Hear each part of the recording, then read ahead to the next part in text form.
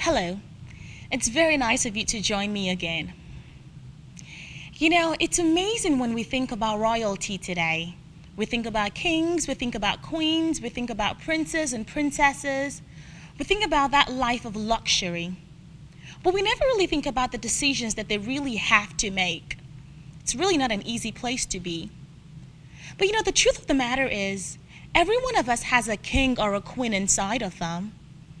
After all, God who created us is the King of all kings, and we are his royalty on the earth. I thank God because that is one thing my pastor has been teaching a lot about for the last 2 years, about kingdom and kingdom status and the royalty that has been bestowed upon us by virtue of the fact that we are God's children.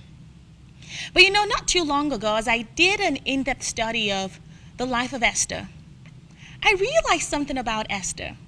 Something was distinctive between Esther and Vashti.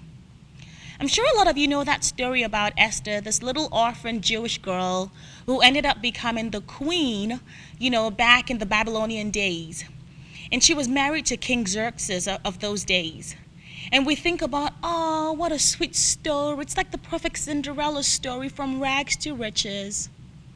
And that's probably why I'm wearing my little crown today, just to help you get the idea that it's really talking about kings and queens today. But there was something very different about Esther, something that made her different from Vashti. The Bible makes us understand that Vashti at that time had refused to come when the king had summoned her into his presence. And because of all of the lords and all of the other people in the cabinet of the king, they got him to take her out of his presence forever. And she was dethroned. Now, we don't know what happened to Vashti after that fateful day. We don't know whether she was killed. We don't know whether she was just exiled. We really don't know much about what happened to her after that fateful night. But then the story just talks about Esther and how Esther rose from being an ordinary girl to being a queen with a legacy. The Bible makes us understand that Esther was one woman who knew how to key into the heart of this man who was this overall powerful king of those times. It is amazing that the Bible says something, that anger dwells in the bosom of fools. And why do I say that? I say that because the Bible says that the anger of King Xerxes was ignited against Vashti because she didn't come at his summon. And so because of that, she was exiled from his presence forever. Now, I know that this is not an easy thing to say, but I've come to believe that there is a fool inside of every one of us. The question is, how well are we able to tame that fool or discipline and control it?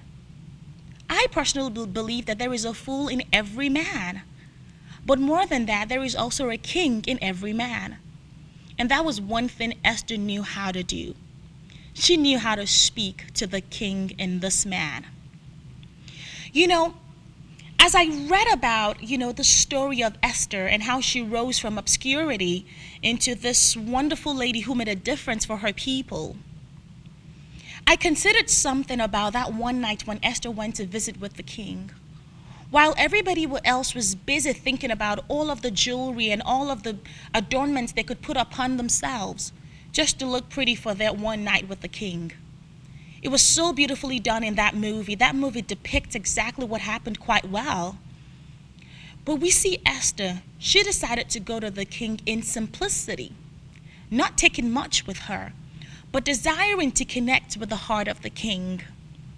She wasn't desiring to connect with the simple man inside of him that was subject to fall folly to the foolishness of the people in his cabinet. She was focused on ministering on that evening to the king inside of him. And so the Bible tells us that Esther went into this king, and thankfully, thanks to all of her Jewish culture and the godliness inside of this young woman, she knew exactly how to come before a king. She knew that if she was supposed to be the wife to this king, she must be a woman full of wisdom. She must be a woman with whom he could share the weighty matters of the kingdom. She must be a woman beyond surface beauty who had more to offer the king than just being the delight of his cabinet and all of the princes of the land. So Esther responded to the king inside of this man. Unfortunately for Vashti, when the fool in the king summoned and called out to her, she responded to the fool inside of him. But had she known, and everyone could say no woman wants to be made subject to a king and his royal princess so that they could just look at her beauty and treat her like a piece of meat and so on and so forth. I don't know if that's how Vashti felt. Maybe that was how she felt. Maybe she didn't feel like being paraded one more night before the king and his princess. I'm not quite sure what was going on inside of her. But one thing I can definitely say is that Vashti chose to respond to the fool who summoned her. And by so doing, she made one delicate mistake.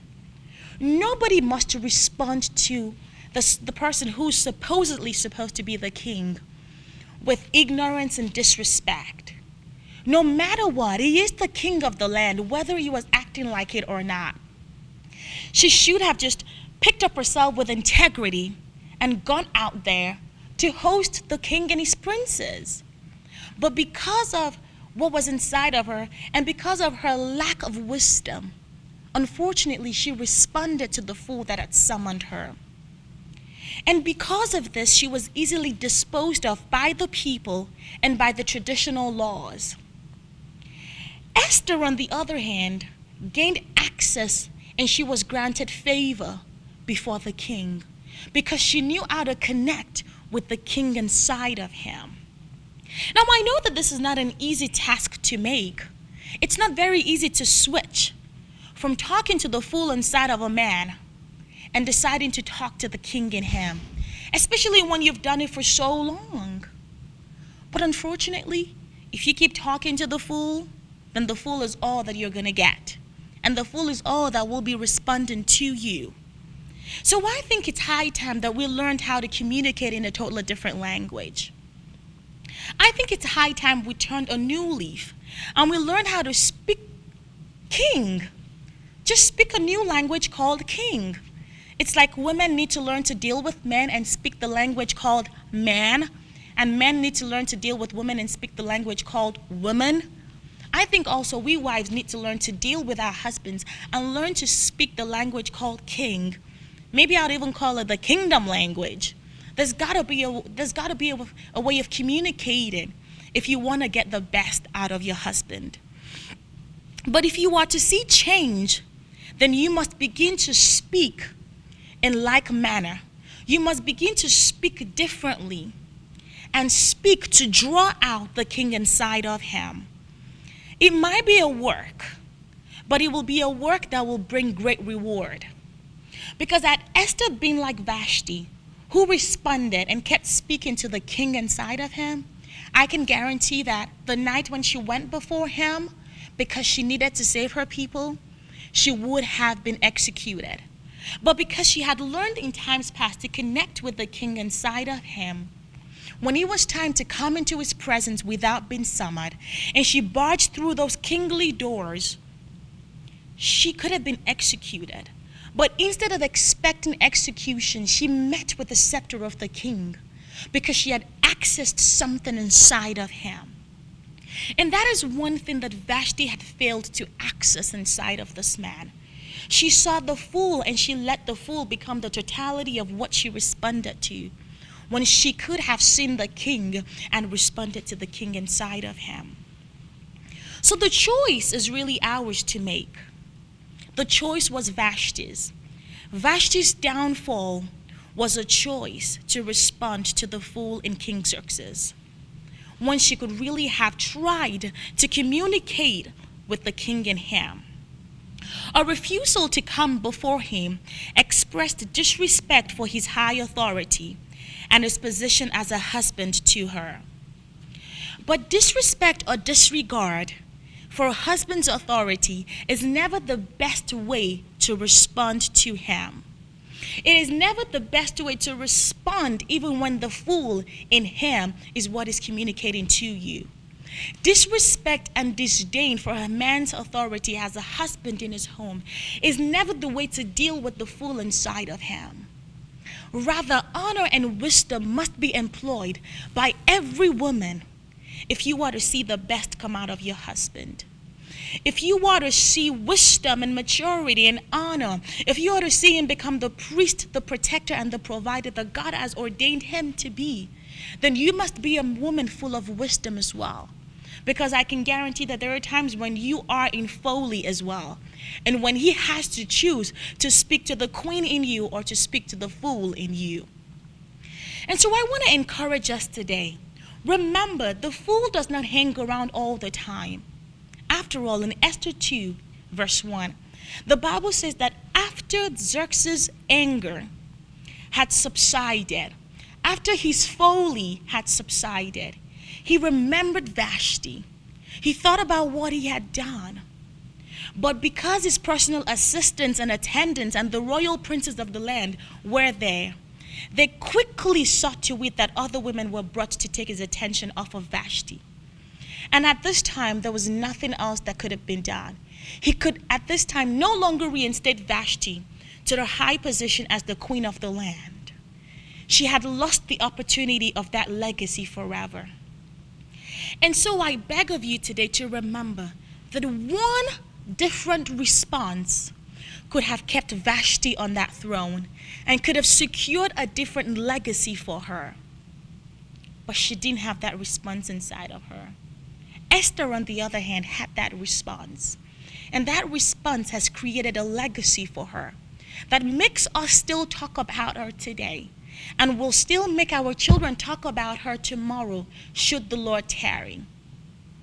So therefore, it is in your best interest to speak to the royalty in your spouse so that they can respond to the royalty in you.